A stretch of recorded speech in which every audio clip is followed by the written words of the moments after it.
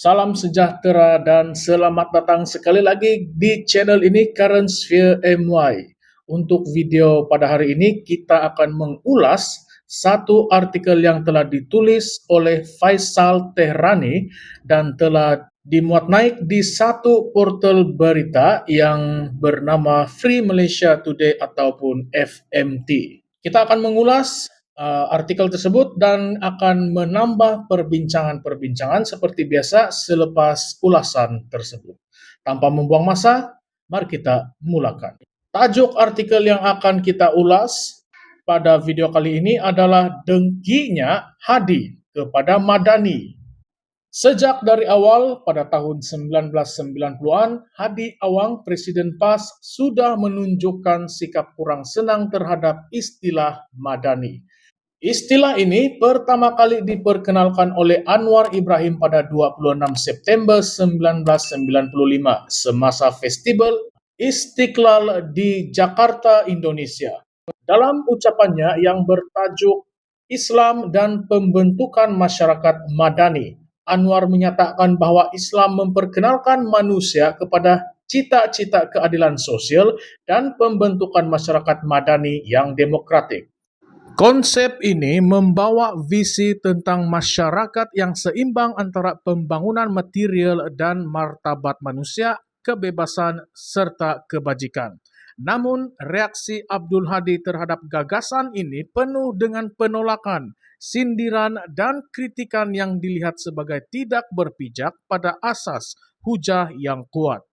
Bagi sesiapa yang mengikuti politik Malaysia pada era itu, penolakan Hadi terhadap konsep Madani seolah-olah lahir dari rasa iri hati. Sebagai seorang pemimpin politik Islam, beliau gagal menghasilkan gagasan besar seumpama itu. Perasaan tersaingi ini jelas terpancar dalam tindakannya yang cenderung untuk menolak Madani secara total meskipun ia baru sekadar sebuah kerangka idea. Sementara itu, Anwar terus mengembangkan konsep ini sehingga diterima baik oleh masyarakat antarabangsa, terutamanya di Indonesia. Kerangka masyarakat madani yang diperkenalkan oleh Anwar bukanlah sesuatu yang muncul secara tiba-tiba. Sebaliknya, ia hasil daripada penyelidikan dan pengalaman beliau sejak zaman sekolah di Kolej Melayu Kuala Kangsar ataupun MCKK.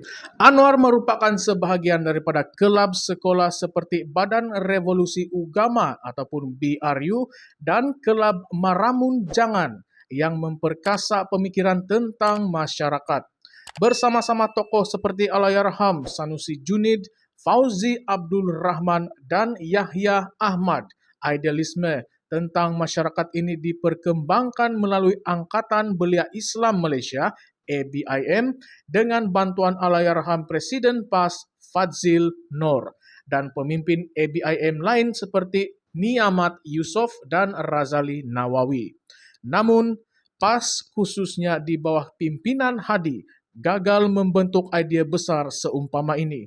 Sejarah menunjukkan PAS pada zaman Fadzli Noor lebih cemerlang dengan gagasan-gagasan yang lebih inklusif dan bernas. Selepas era beliau, parti ini memasuki fasa kemunduran, terutamanya apabila ia lebih banyak mengulang retorik lama tanpa sebarang pembaharuan. Ketika Anwar memperkenalkan gagasan ini di Parlimen Malaysia pada 27 Oktober 1995, reaksi PAS terpecah dua. Hadi Awang menyanggahnya dengan alasan bahwa ia berasaskan acuan barat dan tidak selaras dengan syariah. Beliau menuduh Madani sebagai satu bentuk materialisme yang tidak mengambil kira nilai-nilai Islam. Namun, ahli Parlimen PAS lain, Ibrahim Mahmud, menyatakan sokongan penuh terhadap kerangka ini, bahkan menyebut bahwa konsep itu mencerminkan ajaran Islam sebagai ad-din atau cara hidup. Perbezaan pandangan dalam kalangan PAS ini jelas menunjukkan bahwa sikap Hadi terhadap Madani lebih bersifat pribadi daripada mewakili pendirian parti. Sejak dari itu, Hadi terus melontarkan kritikan terhadap gagasan Anwar. Beliau menuduh kerangka Madani sebagai fikrah materialisme yang mengabaikan batas-batas syariah, bahkan menyatakan ia menggalakkan dosa besar seperti riba, rasuah, dan penipuan. Namun, pandangan ini tidak pernah disertakan dengan hujah yang kukuh. Retorik Hadi lebih kepada menanam persepsi negatif terhadap Madani tanpa memberikan alternatif yang lebih baik. Ironinya, pada tahun 1996, Anwar sekali lagi membentangkan kerangka Madani dalam belanjawan negara dan kali ini PAS menunjukkan nada yang berbeza. Ibrahim Mahmud sekali lagi menyatakan sokongan terhadap konsep ini, menyifatkannya sebagai langkah yang selaras dengan prinsip Islam. Namun, Hadi tetap konsisten dalam penolakannya, menunjukkan bahwa sikap beliau lebih dipandu oleh dendam politik terhadap Anwar. Hari ini, setelah lebih 2 dekad, dendam politik ini masih tidak berubah.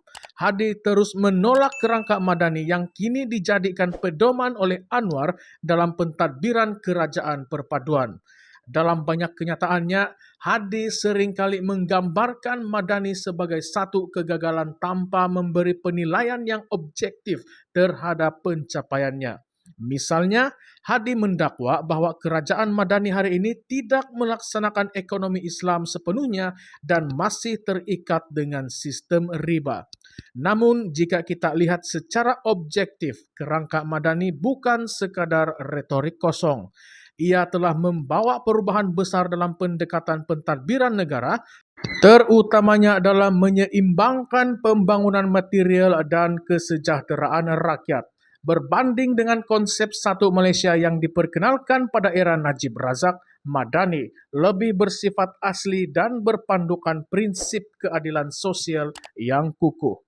Walaupun ada kelemahan dalam pentadbiran Anwar hari ini, seperti isu akta hasutan yang masih belum dimansuhkan, ia tidak mengubah fakta bahwa Madani merupakan satu gagasan yang baik untuk Malaysia.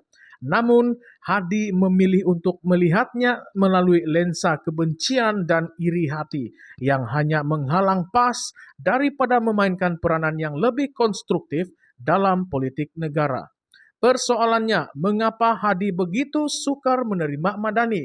Adakah beliau bimbang bahwa gagasan ini akan mengukuhkan pengaruh Anwar di kalangan rakyat, terutamanya umat Islam? Atau adakah beliau sekadar enggan mengakui bahwa Anwar mempunyai kemampuan intelektual yang lebih tinggi? Apa yang jelas, sikap Hadi ini hanya memperlihatkan kelemahan beliau sebagai seorang pemimpin.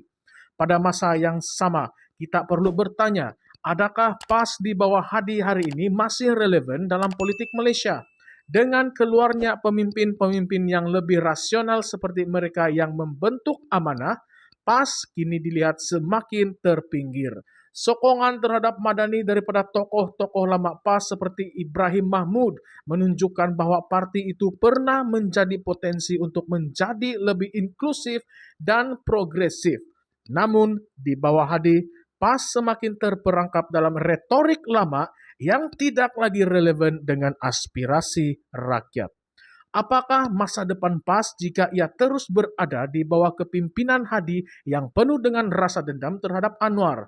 Adakah parti itu akan menjadi sekadar alat untuk menentang apa sahaja yang diperkenalkan oleh kerajaan perpaduan, atau adakah ia mampu melakukan reformasi dalaman untuk kembali relevan? Persoalan ini penting kerana PAS masih mempunyai pengaruh di kalangan umat Islam di Malaysia. Kepada audiens sekalian, apakah pendapat anda? Adakah anda bersetuju bahwa sikap Hadi terhadap Madani berpunca daripada iri hati, atau adakah anda melihatnya sebagai satu bentuk kritikan yang konstruktif? Bagaimana pula dengan pendapat anda tentang relevansi PAS di bawah kepimpinan Hadi hari ini? Adakah parti itu masih mampu menjadi suara yang memperjuangkan keadilan sosial, atau ia sekadar sebuah parti yang terperangkap dalam nostalgia masa lampau? Kongsikan pandangan anda di ruangan komen. Mari kita teruskan perbincangan ini. Jangan lupa untuk like, share, dan subscribe channel ini Current Sphere MY untuk perbincangan panas seperti ini, dan isu-isu politik di negara kita. Sekian saja untuk video kali ini. Terima kasih semua.